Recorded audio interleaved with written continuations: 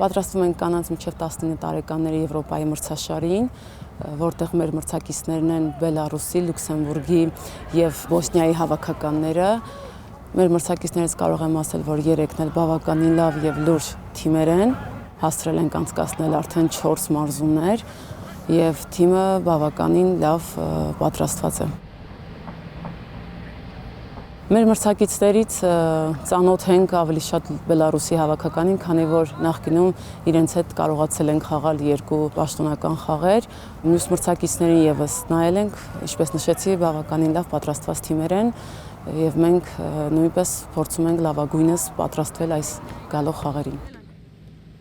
Մեր գլխավոր նպատակն է ոչ միայն վաստակել միավոր, նաև ցուցադրել լավ խաղ, քանի որ ես կարծում եմ, որ երիտասարդական հավաքականներում